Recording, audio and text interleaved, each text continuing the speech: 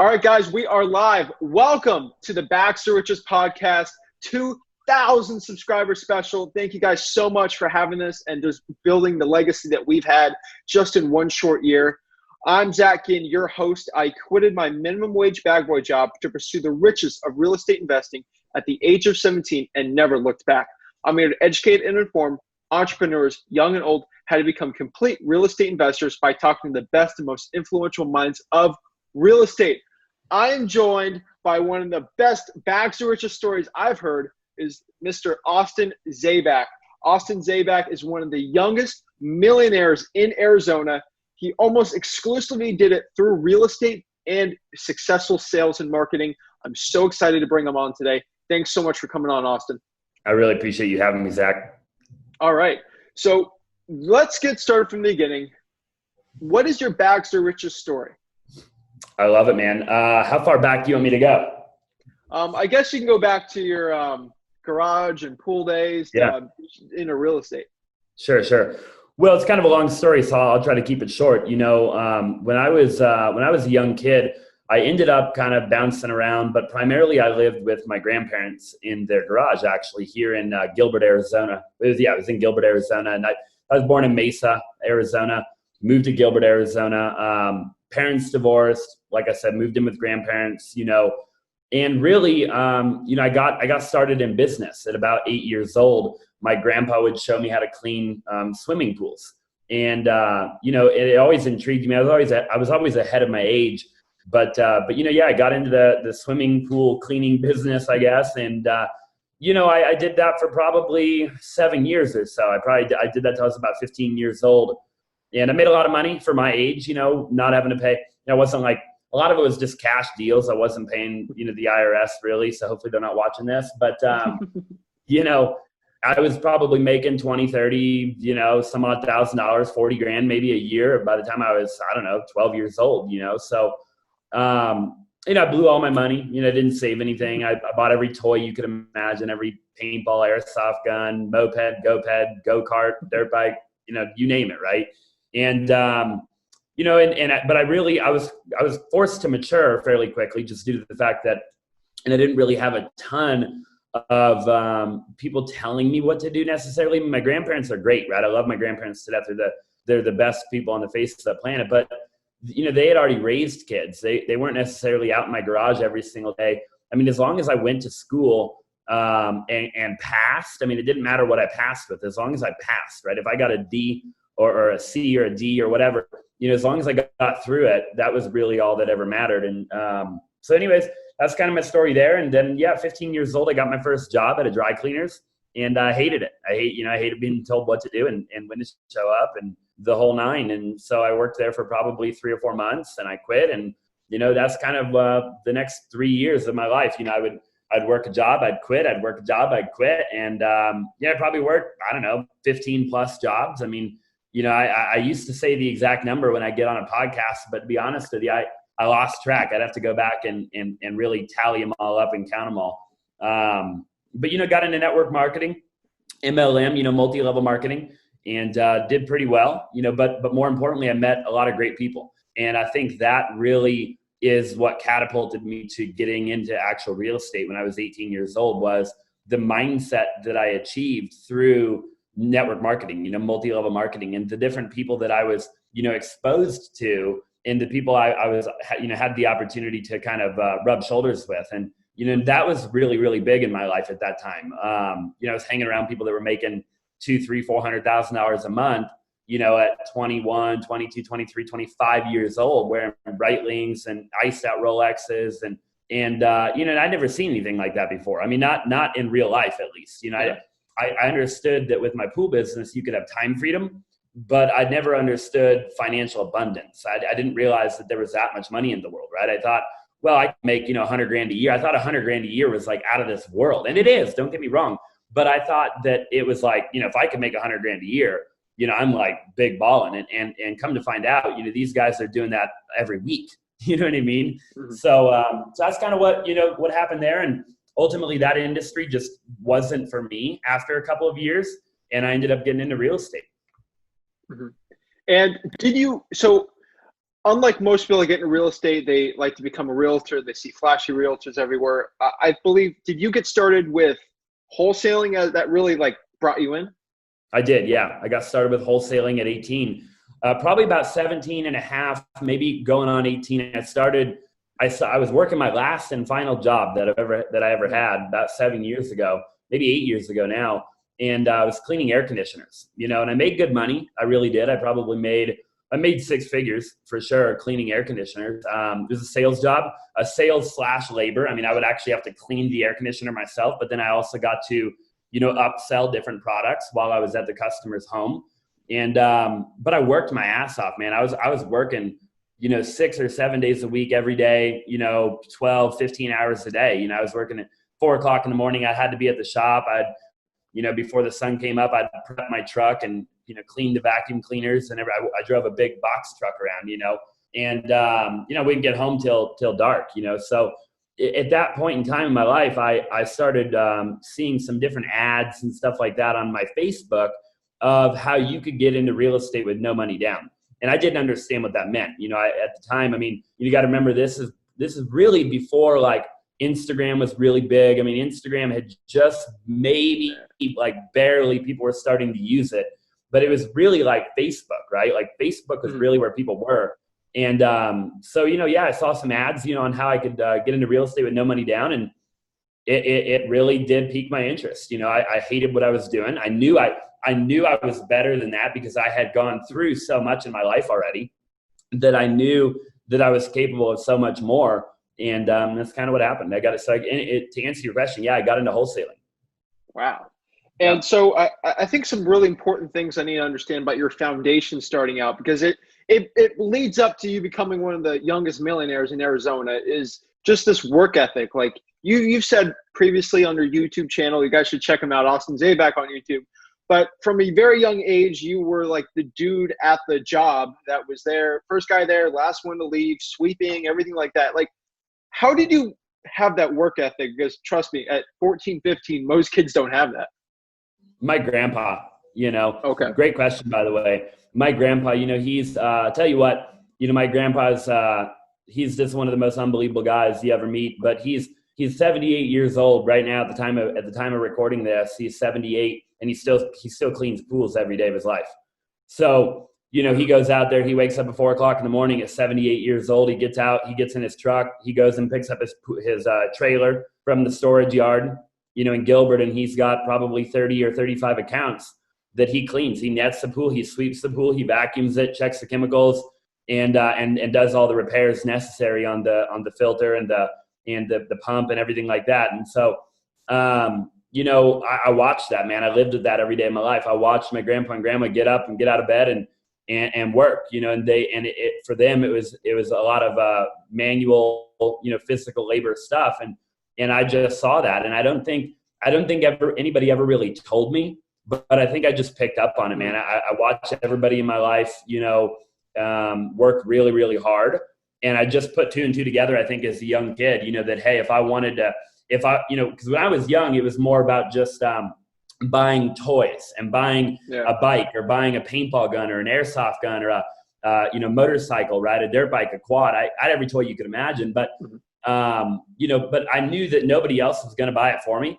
And I knew that if I wanted the money to be able to do those things, I had to figure out how to work hard. Right. And so, since I was a little kid, and then when I got older, I think it just was more of like, dude, I'm competitive, right? I want to be the best. I don't want to go, no matter what, I remember working at like Buffalo Wild Wings or Texas Roadhouse or Venezia's, pizzeria.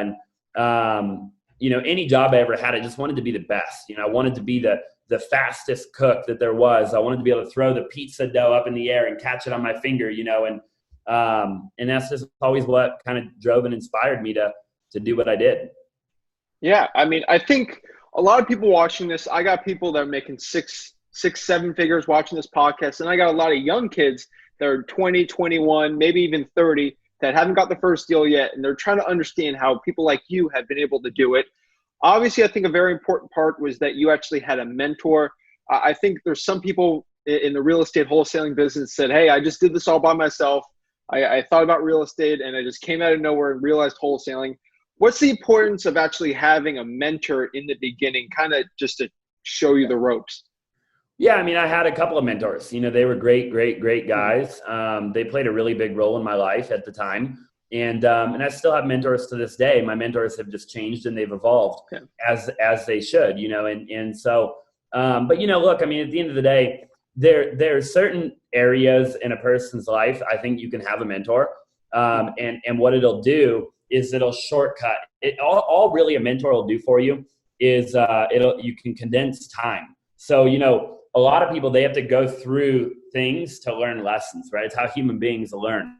You can't, when you're a little kid, you touch the stove and it's hot, right? Your parents told you not to touch it, but you just had to touch. And you're like, and you knew from there on out that the stove is hot and you don't touch the stove, right? And so, things like that, it's hard to have a mentor, right? Because, like a relationship, right? I for the life of me, I can't understand how there's a relationship coach. Now, I understand a relationship counselor, but a relationship coach, it's difficult for me to understand and wrap my brain around that, because if you're not in a bad relationship, you're never going to learn. And, but, in business, I think it's a little bit different, right? I think in business, you can have a mentor that, has been through different things, and they can help you shorten the path to your success, whether that be, marketing, negotiations, whatever it is, right? It doesn't matter the industry. It can be any industry, and so, yeah, a couple of really good mentors, and that, they definitely showed me the ropes. They showed me how to be a phenomenal negotiator. They showed me how to talk to people with confidence and really, get my message across, and how to be a chameleon and talk to different people and understand, the different personality types that there are, and, a lot of different things. Yeah. And so you starting out, you actually didn't, from what I've heard or seen, that you didn't start out, you're like, I started week 2, got a $50,000 contract. It took you a while to get your first deal. Can you break down from the beginning, because it's the first $50,000 in wholesaling is always the hardest. And then after that, you're supposed to scale and scale up. Like from your first month all the way to your first deal, can you break all that down? It was rough, man. It was a weird time in my life. I was depressed. I was anxious. I felt like I should be doing more. I wasn't doing more. It was a very, very weird time in my life when I got into that first year of wholesaling, I would say. Mm-hmm. And I just didn't have any, in my opinion at the time, I didn't have anything figured out. And I beat myself up, man. I just beat the hell out of myself. I still beat myself up to this day. I think in my opinion, I haven't achieved anything, but, it took me 9 months to get a deal. And during those 9 months, I tried everything. I mean, I did direct mail. That didn't work. I blew probably $6,000 or $7,000 in direct mail. I would cold call. I did virtual. I tried virtual. I'm like, maybe it's the market, maybe it's Arizona, right? I tried virtual wholesaling. That didn't work, and it took me a long time, man. I finally got a deal. And after that deal, it really started to click, but it was a grind. Yeah. You're in a crazy market. I mean, I've had probably every single killer in Arizona in the wholesaling space, like on this podcast. I mean, I've had, you got the Carlos Reyeses, and then I got like the crazy other guys. Like I got creative dudes. Like it's insane. Like it is literally insane in Arizona. And I mean, another question I got here is like, I've asked all these people, there's so much abundance in Arizona in your market, but it's also a tough one. Like now in your market, like how do you make yourself different? Because there's just so many killers everywhere. Yeah, we are different, I think. I love and respect everybody in our market. There's a lot of big players here. You have, Sean Terry and Justin Colby, and like you said, Carlos and Sal and Alex Saenz and, Cody Sperber, and you've got Cody Barton, and you've got Pace, and you've got Jameel, and you have Josiah, and you have Hunter, and you have Keegley, and you have me, and you have, you just go on and on and on and on and on. And I have a relationship with everybody. All my relationships look and feel a little bit different, but, I'd like to say that, I'm on decent terms with everybody. And, try not to ever burn a bridge, So that being said, I think there is room to go around. And, so Phoenix metropolitan areas, I don't know, I think it's like 6 or 7 million people, so there's a lot of people here. But look, at the end of the day, you just got to be competitive, man. You got to fight for the kill, and I think that is what separates, people. in Arizona, you know, if you're not a total beast, you're not going to succeed. I mean, it's just not going to happen. You know, there's too much competition here, and the competition's pretty good at what they do. I'm not going to lie. Right. And so you just got to be really, really good. You got to spend money. You know, you got to have a phenomenal team. I mean, my team alone, right? I wouldn't be able to do anything without my team. I mean, I'm not the guy anymore, right? Don't get me wrong. I can get on the phone and I can close the deal probably better than anybody on my team. And I would tell them that to their face, and they know that. But that being said, I mean, they're dang good. I mean, they're right there. You know, they're on my tail, and it keeps me, you know, having to get better and better and better every day because, you know, how good they are, right? And so, you know, when you build a phenomenal team and you have the right marketing in place and you solve a problem, right? You know, the other thing that a lot of people aren't talking about is, hey, we're solving a problem. You know, the problem is the seller needs to sell. Okay. Well, how can we do that, right? There's multiple different ways the seller can sell a property, a piece of real estate, right? At the end of the day, you know, they can get a cash offer, they can get a creative offer, you know, they can list to the real estate agent, they can do a number of different things, and we do all of them. So we'll offer cash, we'll do creative financing, and we can list their property, right? And so, you know, for us, when we go into a seller consultation or we're talking to a seller, really the pitch is simple. The pitch is we're a one-stop shop, and no matter what, we're going to make this a win-win transaction. Definitely. Have you, I've seen you talk, you have a huge audience. So obviously you talking about creative finance going to confuse a lot of new people out. And I like to talk about it. Like I had Pace on, he talked all about creative financing, stuff like that. But do you do a lot of creative financing in your business?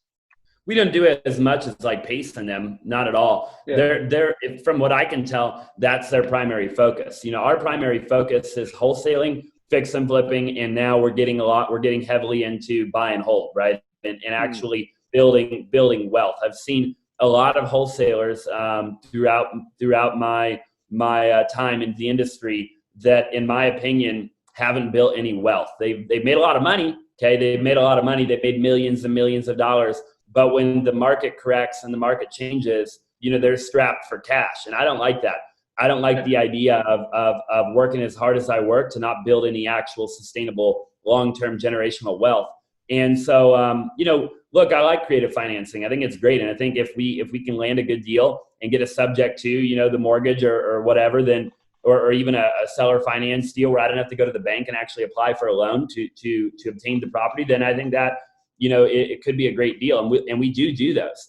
But it is not our primary focus. You know, my primary focus is really just old school almost. You know, we cash flow with wholesaling is cash flow. And then we take that cash and invest it into things, you know, into assets, into other businesses. Even I own other businesses. And my goal is to build wealth. You know, I want to be worth, you know, hundreds of millions of dollars, you know. Mm-hmm. I mean, you got a crazy amount of businesses. What you got your huge Zaback group. You got the wholesaling. You got ATMs. You got a podcast, YouTube. Like I'm probably missing a bunch of them, but you know them better than me. Yeah. I mean, you have all these businesses going around. I mean, what's consuming most of your time, and how are you just going around all this? Because it's overwhelming from an outside perspective. Sure. Well, you know, here's the way I look at it. Everything we do is real estate and marketing. Right. You know, a lot of people look at everything and they say, oh, you do all this and all that. And I say, look, at the end of the day, I'm a marketing guy, and the vehicle is real estate. You know, so ATM business is real estate, right? I own the real estate. I control the paperwork. The only difference is instead of a tenant, it gives you a dollar bill, you know. And so at the end of the day, you know, that's real estate to me. You know, marketing, okay, YouTube, Instagram, TikTok, you know, the various YouTube channels that we're trying to build. Stuff like that. It's all just marketing at the end of the day. Same thing with wholesaling or the Zaback group. It's all marketing, right? It's all about how many people can I reach, how wide of an audience, and can I get them to do business with me? And so we keep it pretty simple in that regard. You know, we're not out. I don't own any restaurants. I don't own a gym. I don't know. You know, I'm not doing anything totally outside of my area of expertise. I really do real estate and marketing. But you know, at the end of the day, again, it goes back to the team, right? I mean, I'm a nobody without my team. We have a 4,000 square foot office in Scottsdale, Arizona. And, you know, we have a fabulous, amazing team of people that show up every single day, and they work very, very hard. And that truly is how I'm able to do what I'm able to do. So I would say my primary focus, probably Where I shouldn't even say that. Where the majority of my energy goes is probably right now social media and really getting social media off the ground. I don't believe that I've achieved anything on social media, to be honest with you. I think that where I'm at on social media is nothing. And I think that I can 100x. I don't even want to 10x. I think I can 100x, where we're at in a matter of 12 or 18 months. Definitely. I mean, your social media is insane. Like I mean, at this time, you're over 250 odd some thousand on Instagram. I mean, you're about to hit 30,000 on YouTube. It's insane. I mean, I'm celebrating 2,000. It's been like a year and a half, and it's growing and growing. And it's a constant grind, but it's definitely worth it. I mean, you're definitely a big real estate guy. I mean, you're into the brokerage. You got a crazy team. Like, you got the listing here. But I mean, a pretty interesting question I have for you is, there's definitely a feeling once you get a big fat deal. I mean, what is more exciting to you? Selling a $1.6 million listing and making $50K, or doing a $50,000 wholesale? What's more exciting for you? That's a tough one, man. I really like both of them. We've done a lot of both of them. But I mean, at the end of the day, I just love I love real estate, right? I love helping people, and I think, making the money on, is just a byproduct. I think it's a byproduct of building a team. It's a byproduct of working hard. It's a byproduct of helping people. And you ultimately end up getting to live a cool life, in the process of all of that. So, that's kind of what drives me. But like, in terms of looking at it and having like a favorite, it's really tough because, I don't think I have a favorite. I'm addicted to the grind. I'm addicted to the hustle. I'm addicted to the hunt more than anything. Right. So when I get a deal, it's over with. And so for me, getting a check is a reality check of the income just stopped, right? And now I've got to go do it again. And so for me, when I close the deal, it's almost like I'm almost kind of sad. I'm like, man, I got to go hunt again. I got to lay back down in the forest and really get my sight set on the prey and on the target, and I got to really dial that back in because sometimes you'll spend a month or 2 or 3, working a deal, right? And every day you're working it, and you're negotiating, you're working the deal, and you're trying to hold it all together, keep everybody happy. And then all of a sudden it's just over with, Yeah. And the money doesn't change anything once you have a little bit of money. So it's like, another 50 grand, at this point doesn't mean a whole lot. Cause I'm building, right now I'm just getting cash heavy so that I can buy more assets, more things that'll produce income. Right. Yeah, I mean, it's all about the generational wealth, actually building it into things. It's very important. Something I preach here with all the people. Like, when I make $100,000 on a wholesale in like a month, I'm not throwing that. I'm reinvesting, or I'm buying more assets just to help me out here. I think a very important part you talked about is drive. And a lot of things, I interview so many people. Like you talked about, you had Justin Colbert on your podcast. Like, he's a very motivational guy. You ask him what motivates him now. He's got a wife, things like that. I mean, when you started out, there's not many kids that start at 17, 18 into real estate. It's a tough one. A lot of people, their drives are their kids, their wives, their family. Like, what drove you? Because you had no kids or a wife or anything back then. Like, what was your drive when it's hard to have them? Yeah. I mean, number one, I've always wanted to hook my grandparents up. I've always wanted to retire them. I've always wanted to do, cool things for them. So I'd say, that's number one. But the second one that not a lot of people talk about is, and I think they're afraid to talk about it, is I just wanted to get rich. In the beginning, I wanted to get rich. I wanted to make money, and I don't think there's anything wrong with that, actually. I think a lot of people are afraid to talk about that. But I think in the beginning, people talk about their why, I think, a lot of times because they think they have to have one. So, they make one up, but the reality of it is, I think the why sometimes comes after the money. You know what I mean? I think a lot of times, and not always, right? I'm not saying always, because there are people out there that like chase their passion, and it just so happens that their passion turns into, them making a lot of money. But look, not a lot of people are initially passionate about sales and real estate, right? It's something that you become. It's like a you have to. It's like an acquired taste, right? It's like a nice bottle of whiskey. or a nice bottle of scotch. I'm a scotch drinker now. I like drinking a glass of scotch and smoking a good cigar, but I didn't always like scotch. There was a day and a time I drank scotch and I thought it was the worst thing in the world. I'm like, how the hell do people drink this? Right. So for me, I acquired that taste because I wanted to drink. I kind of liked the idea of it, right? I'm like, man, these older guys will drink a glass of whiskey, they'll smoke a cigar, and I wanted to be like that. So I kept drinking it, and then eventually I ended up liking it, right? And so, for me with real estate, I wanted to get rich, I wanted to make a lot of money, and I wanted to have nice things in life. And don't get me wrong, I wanted to help people, but I knew that I couldn't help people until I got rich. And so, for me, I just wanted to make money, man. And I got, real estate happened to be the vehicle initially. And it was an acquired taste. I didn't look at real estate initially and say, oh my God, this is the best thing since sliced bread. That's not what happened, right? What happened was, I saw that 9 out of every 10 millionaire and billionaire self-made in the United States of America did so through real estate. And I said, well, shit, I may as well try it out, right? Definitely. I mean, real estate has been a game changer for me. If I had to bring someone off the street and make them 6 figures, the only thing I would think of is real estate investing. I mean, just your journey has been so crazy, and you've honestly, you're just in the beginning, just like me. I mean, it's honestly been 5-6 years you've been in it, just the beginning. I mean, can you reflect back? I mean, what would you say your highest highs have been and your lowest lows have been in this whole journey for you? Yeah, really good question.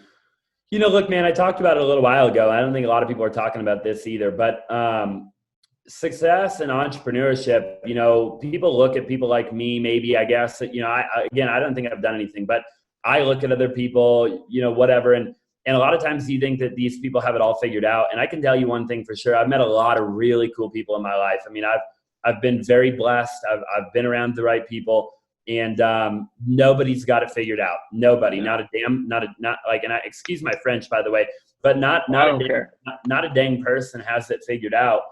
And so, that's tough at times, because as a true entrepreneur, you will be your worst critic. And for me, when it's really tough for me to celebrate, my victories, because anytime I have a victory, it doesn't feel like a victory to me, because and I interviewed a really cool guy on my podcast the other day, and he was talking about, look, the reality of it is for human beings, they base their happiness off of, especially men do this even more in entrepreneurs, but it's like, wherever you're at compared to wherever you think you should be at that time in your life, and then the velocity at which you're getting there.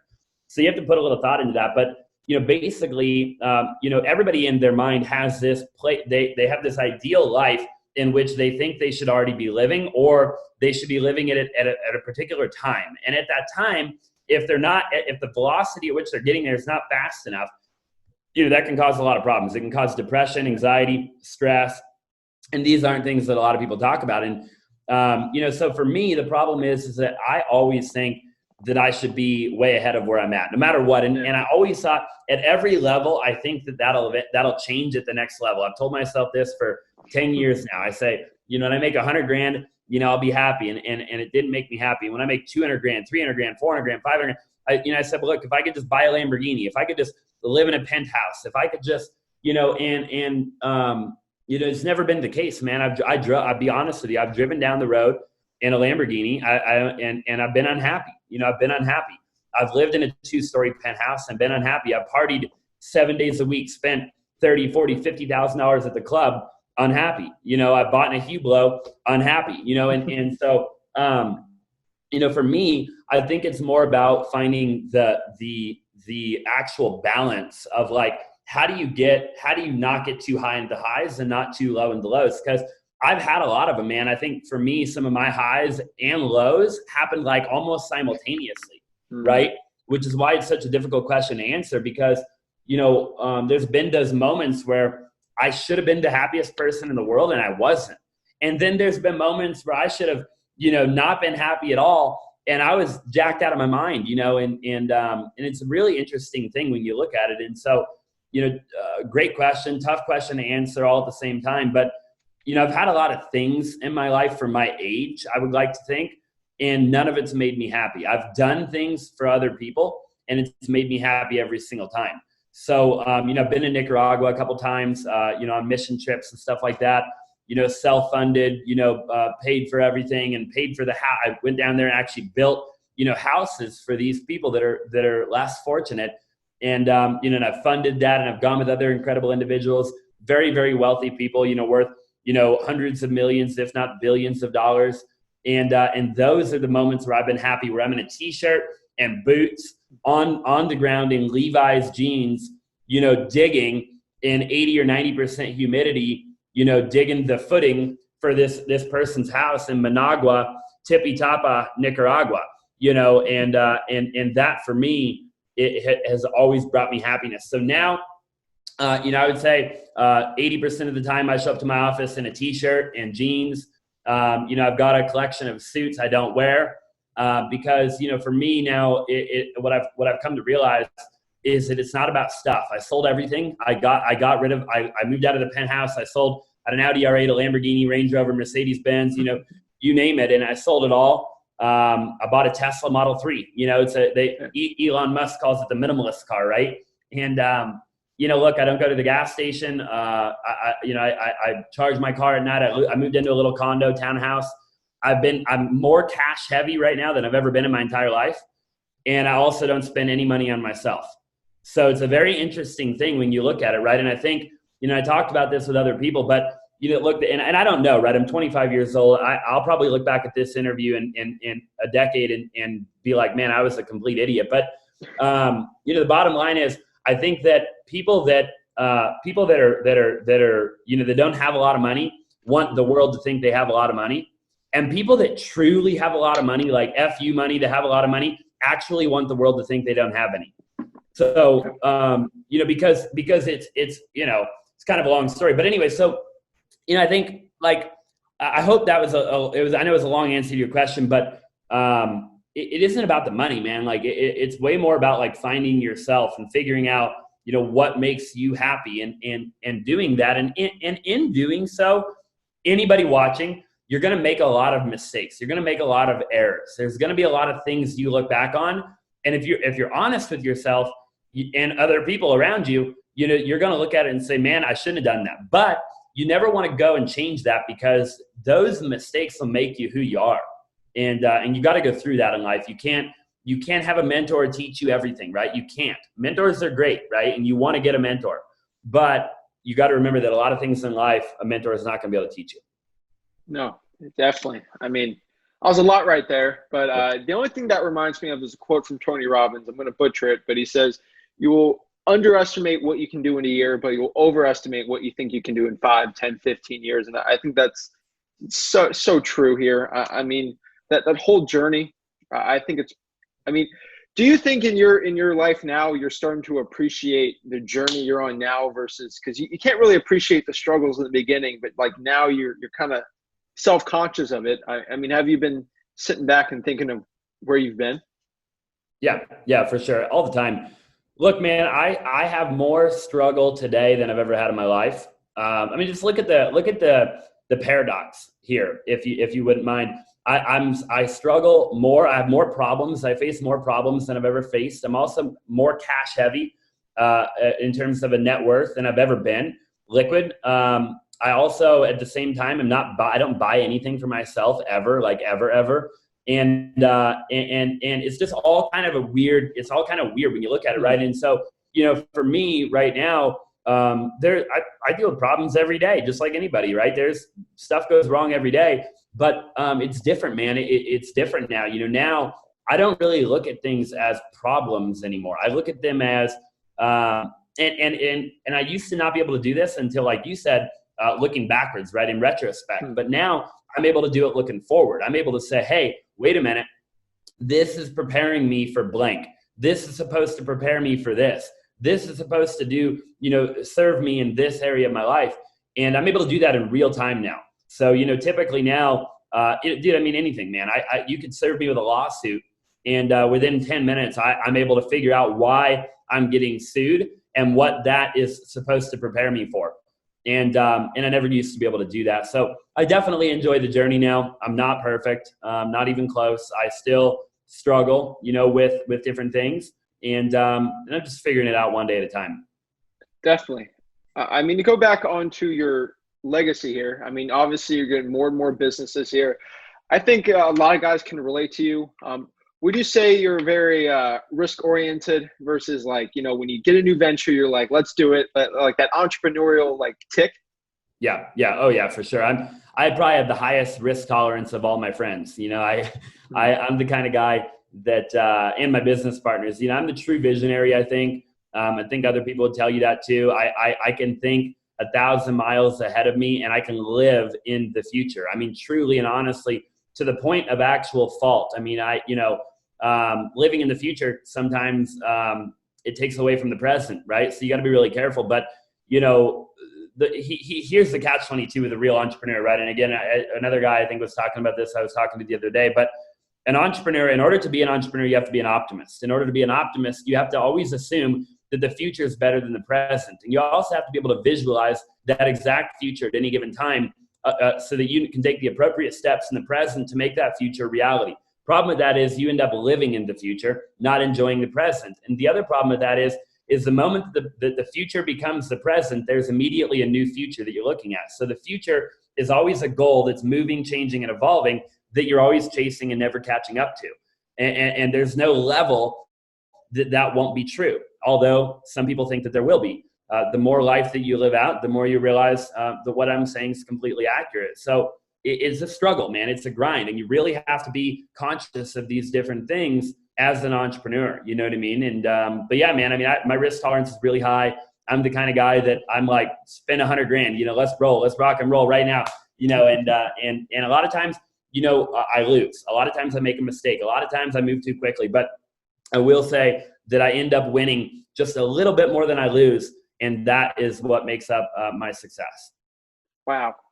And so how do you stop yourself from having this, like, you know, this entrepreneurship ADHD where like you think of 30 more businesses, you got Amazon FBA, you got Shopify here. Like what's stopping you? Cause I mean, in the future, you get more and more money. Like, how do you hone yourself down and say, hey, this Amazon thing, I'm not an expert. I ain't going to do this, but you got like all these business ideas. Like, how do you filter those out? Cause I bet a million people like pitching you things every day. Yeah. Well, all I really do right now is I put my team first. So I just think, okay, can my team function in this particular business without me, right? And if the answer is no, then I can't leave yet, because what I'm really doing then is I'm essentially looking at my team dead in the eye and I'm saying, hey, you're not important to me. My success is more important. I'm going to go do this. And I'm not going to allow myself to do that. So for me, I just look at my team and I say, okay, are you guys able to function? If I were to step away for a month, right? If I were to step away and go work on a different project, would this continue to build momentum? Would it flatline? Would it plateau? Or would we continue to build momentum? And if the answer is no to that question, then it is not time yet for me to start a new venture. So although there's a million things that I want to do, and I think Tony Robbins owns like 75 different companies, and you know, that day will come, right? I'm very excited for that day, but I've got to be very careful to do it one step at a time, and to do it very intentionally and very methodically. And then at the right time, I'll be able to do anything I set my mind to. And that's what I've done this far, you know, and I've made a lot of mistakes. There's been a lot of businesses where looking back, I moved too quickly. I hired too quickly, you know, all sorts of different things. But those mistakes are what has taught me, you know, to slow down just a little bit, which I hate doing, by the way. It's not easy for me to slow down, but I have to force myself to do it. And the way I'm able to is to just think of other people. You got to get your mind off of yourself and onto other people. You know, at the end of the day, without a team, you're nobody, right? Anybody that doesn't have a team, look, you can go fast alone. You can go far with people. Yeah. I mean, that's just the future is bright for you, man. I mean, I'm gonna ask you a very tough question. It's tough because no one knows. I don't have a crystal ball. I wish I knew. Like this coronavirus, I had no idea. But I mean, where do you see yourself in the next 1, 5, and 10 years? Yeah, that's a really tough question. Really, really good question. You know, look, in a year from now, I think we could probably be the #1 wholesalers in the state of Arizona, potentially the country. I really believe that. Hard to beat Keegley. I believe I could beat Keegley. I like Keegley. I know all the guys over there very, very well. They're dear friends of mine. I've known them since way before Keegley was a thing. way before, years and years before Keegley was even an idea or a thought. And I know exactly how they did what they did, minus maybe a couple of ingredients that I think could be changed anyways.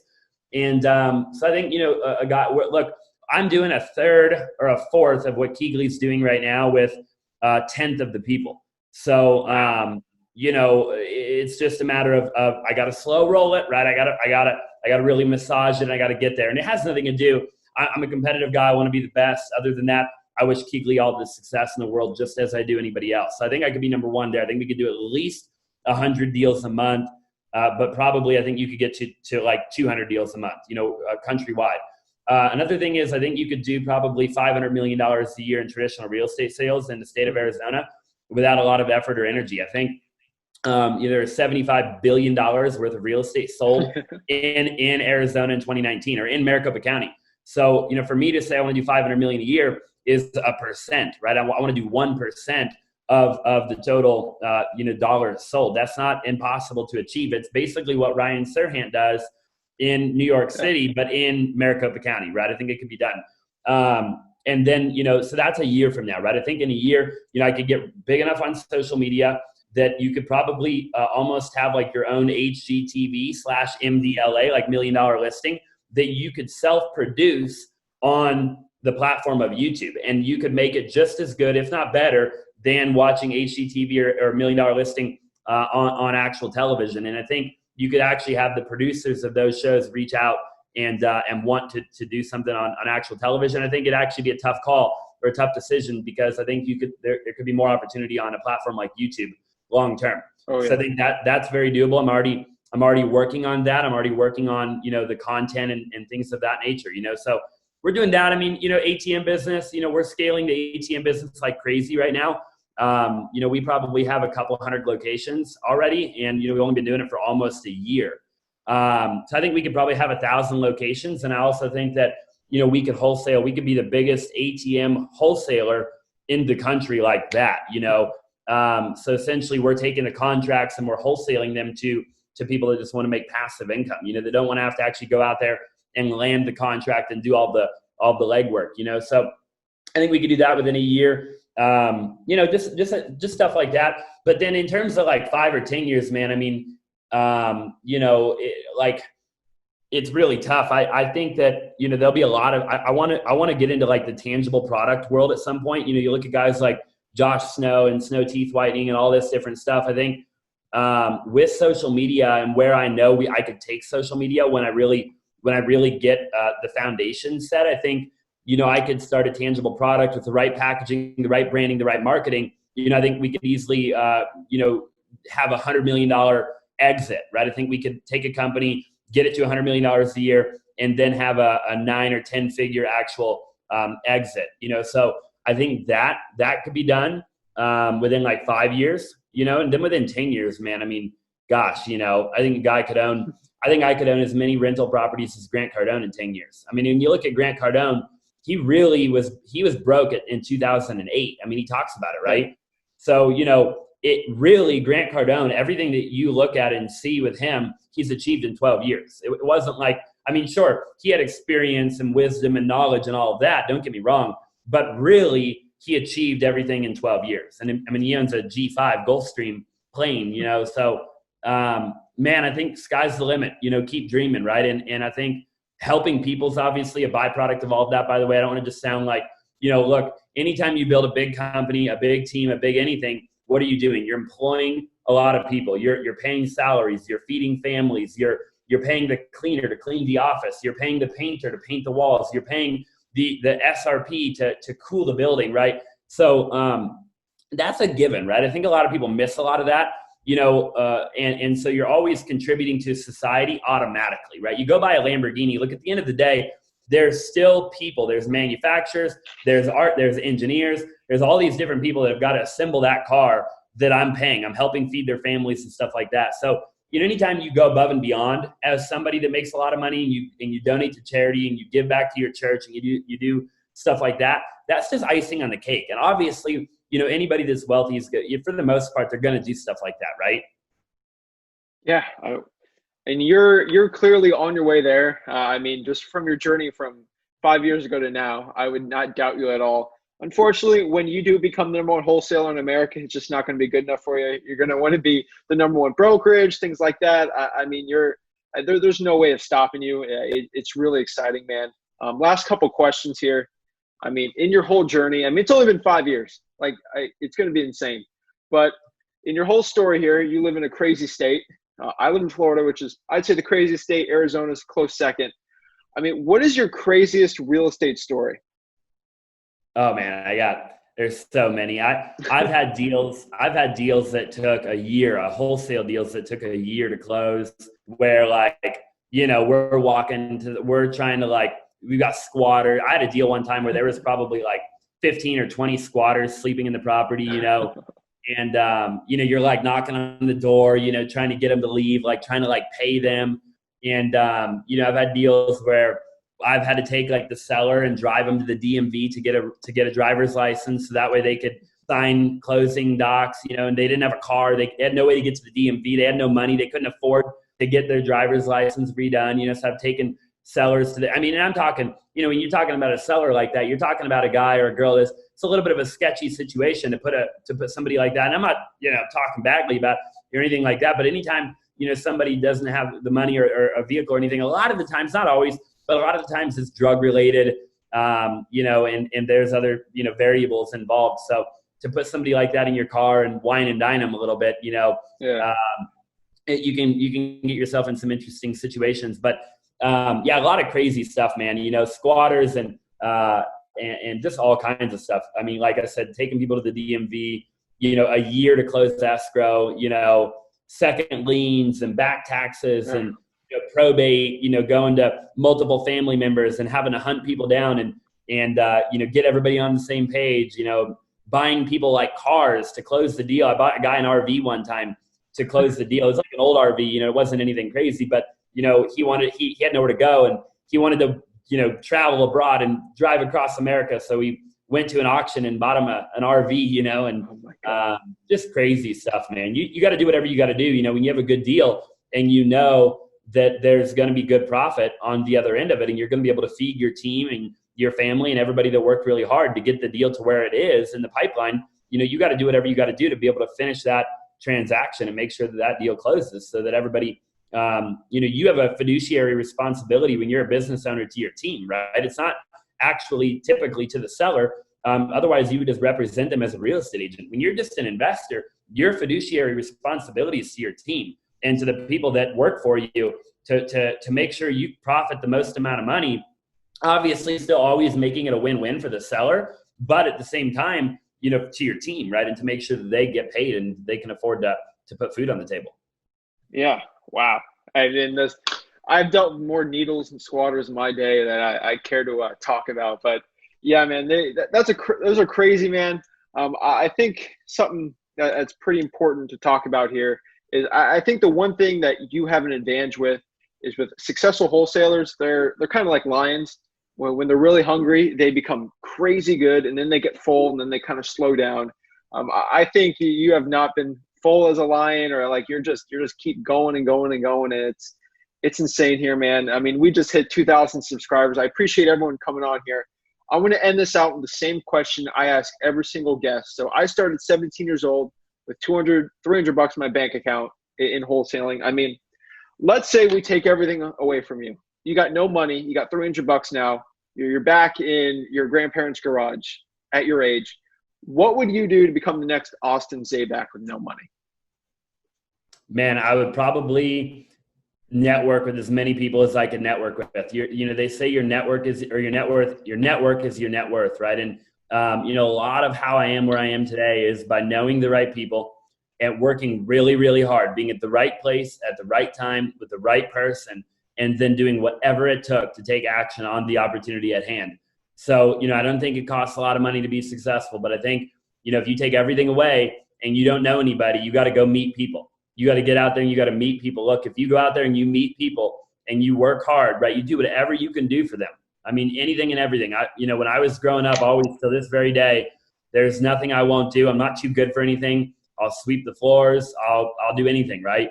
And I think if you do that for the right person, you will get handed opportunity. doors will get open for you that you never thought in a million years would be available to you. Things that are outside of where you ever even imagined you'd end up, just because you got around the right people and you proved yourself. And it doesn't cost any money to do that. Definitely. I really appreciate you coming on the podcast. The title of the next one we're going to do next year is How You Became the #1 Wholesaler in Arizona. I'm keeping you to it. I'm excited to have that one interview next year, but I really appreciate you coming on, man.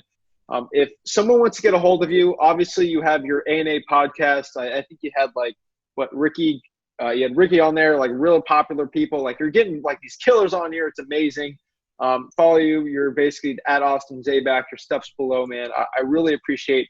Do you have any parting thoughts to the guests before we sign off? That's it, man. Just work hard, put your head down, and ignore the naysayers. Ignore anybody that doubts you.